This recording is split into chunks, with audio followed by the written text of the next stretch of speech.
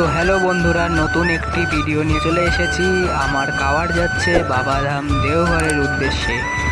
তো দেখতেই পাচ্ছো এগুলা হচ্ছে আমার বাঘ সাজানোর সমস্ত জিনিস। ঘুঙুর রয়েছে, এটা হচ্ছে তোমার ময়ূর পাখনা রাখার জন্য 4 পিস। তারপর তোমার ঘর যাচ্ছে, ত্রিশূল যাচ্ছে, ঘন্টি যাচ্ছে, সেগুলো সব আমার বাকের মধ্যে সাজানো হবে। তো আশা করি ভিডিও তোমাদের ভালোই লাগবে। কি কি আমি সাজাচ্ছি না সাজাচ্ছি সবই আমি তোমাদের ভিডিওর মধ্যে দিয়ে দিব। আশা করি তোমাদের ভিডিও ভালো লাগবে। জয় শ্রী বাবা বৈদ্যনাথ, হর হর মহাদেব, ওম নমঃ শিবায়।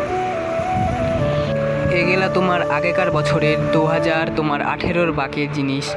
তো এখন যেগুলা নতুন আমি নিয়েছি সেগুলা আমি তোমাকে অন্য ভিডিওতে দিয়ে দিব।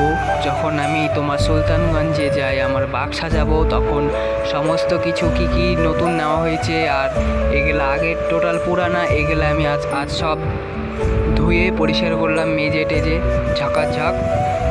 বাবাধামের উদ্দেশ্যে জয় বাবা বৈদ্যনাথ, হর হর মহাদেব। আর বাকের জন্য যেগুলো নতুন জিনিস নিয়েছি সেগুলো তোমাকে আমি ভিডিওতে দিয়ে দিব। তো আমি সুলতানগঞ্জে যখন যাই আমি বাঘ সাজাবো, তখন তোমাদের সমস্ত কিছু ভিডিও দিয়ে দিব এবং আমরা কত কিলোমিটার হেঁটে যাব টোটাল ইয়েটাই আমি তোমাকে দিয়ে দিব। হর হর মহাদেব। তোমরাও বলো কোথায় যাচ্ছ তোমরা? আমি তো প্রত্যেক বছর আমি দেওঘর যাই সুলতানগঞ্জ থেকে কাওয়ার নিয়ে, বাঘ সাজিয়ে 115 কিলোমিটার হেঁটে 3টি পাহাড় 2টি নদী পার করে। তো তোমরা কোন জায়গায় যাও বাবার মাথায় জল ঢালতে প্রতি শ্রাবণ মাসে? আমাকে কমেন্টে বলতে পারো, অসুবিধা নেই।